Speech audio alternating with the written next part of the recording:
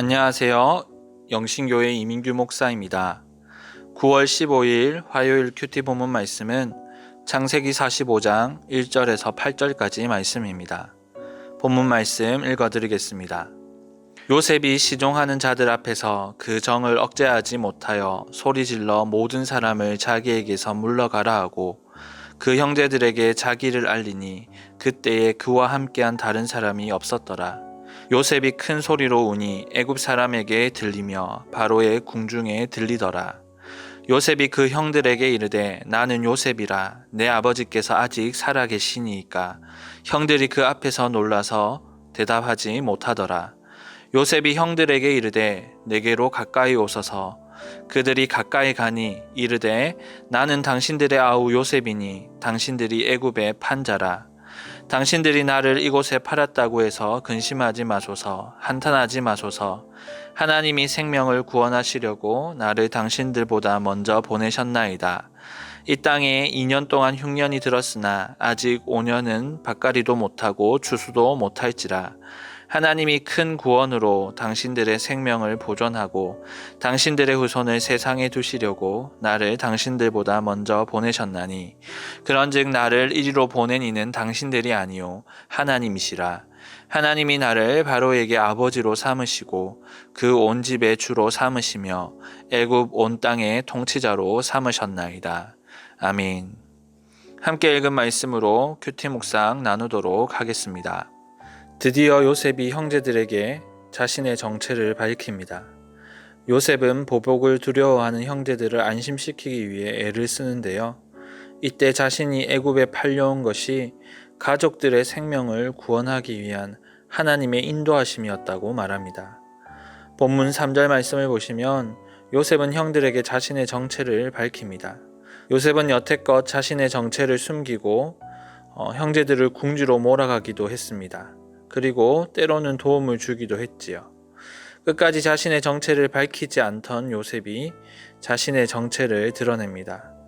여기서 주목할 점은 이제야 자신의 정체를 밝히는 이유가 무엇인가 하는 점입니다.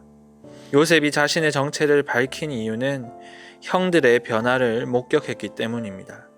예전의 형들은 시기와 질투로 인해 동생을 죽이는 일을 서슴지 않았습니다. 하지만 이제는 형들이 베냐민과 아버지를 헤아리는 모습을 보았고 가족을 위하는 유다의 헌신과 사랑을 확인하였습니다. 그래서 요셉은 형들에게 자신의 정체를 알렸습니다.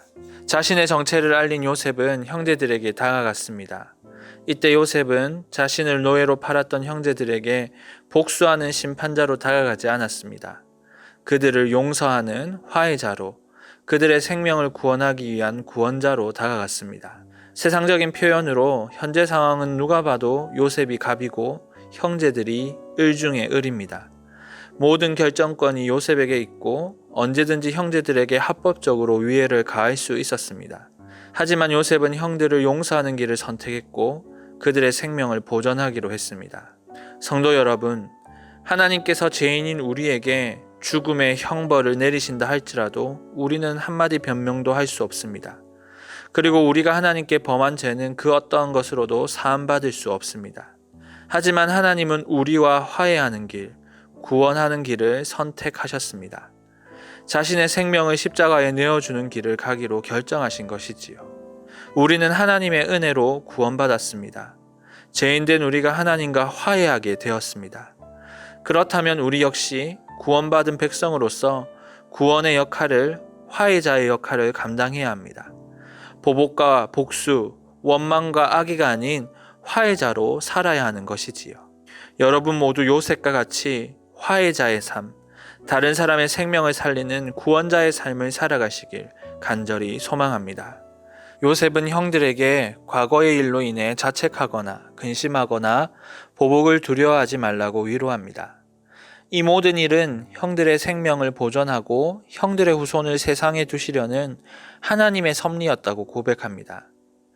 요셉은 애굽의 노예에서 총리에 이르기까지 파란만장했던 지난 모든 시간을 아브라함의 후손을 구원하기 위한 하나님의 주권적 섭리로 이해하였습니다.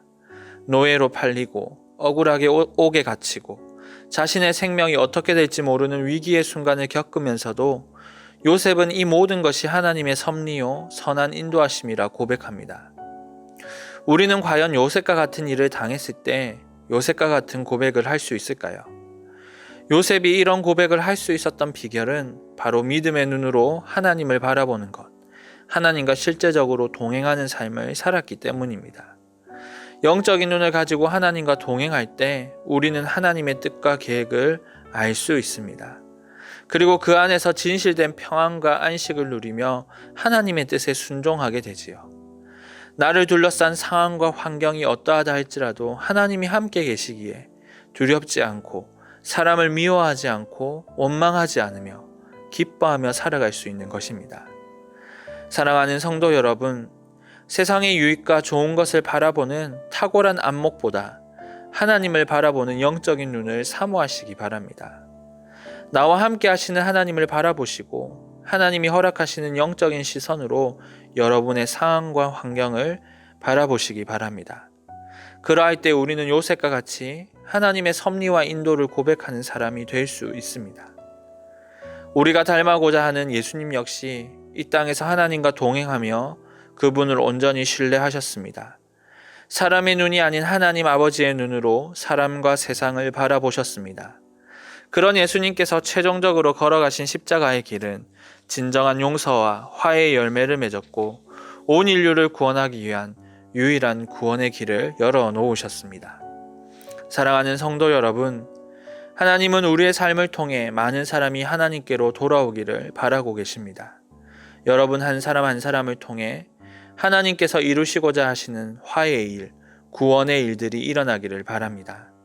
여러분과 함께 하시는 하나님을 바라보시고 그 하나님의 시각으로 여러분의 삶과 가정과 세상을 바라보므로 하나님의 섭리와 인도하심을 온전히 누리시길 주님의 이름으로 축원합니다. 이 시간 묵상하신 말씀을 가지고 함께 기도하길 원합니다. 하나님, 나의 삶을 주장하옵소서. 구원받은 백성으로서 이 땅 가운데 화해자로 살게 하옵소서. 보복과 미움과 원망이 아닌 용서와 평안을 이루게 하옵소서. 믿음의 눈을 들어 나와 함께 하시는 하나님을 보게 하시고 그 믿음의 눈으로 이 땅을 긍휼히 여기며 사랑하게 하옵소서. 말씀을 기억하시면서 기도하시고요.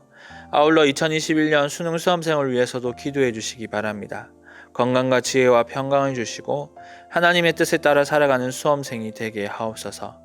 또한 개인적으로 5분 동안 우리 153 아침 기도 시간을 꼭 가지시길 바랍니다. 기도하시겠습니다.